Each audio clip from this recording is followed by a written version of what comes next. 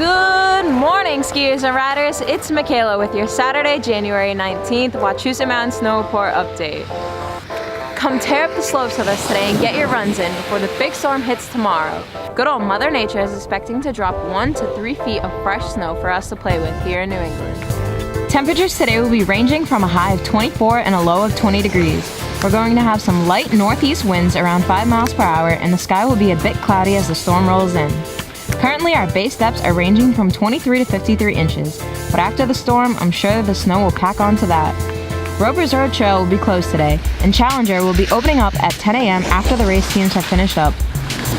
And for all my fellow college students out there, don't forget that on Wednesday nights from 4 to 10, you can receive discounted lift tickets with a valid student ID.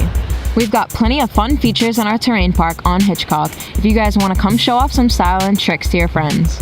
And that's all for today, guys. Make sure you stay bundled up and warm during the storm tomorrow, and don't forget about the fun winter activities like skiing and snowboarding that follow. Stay tuned to our daily recordings or check us out on Wachusett.com for all the latest updates, and I'll ski you on the slopes.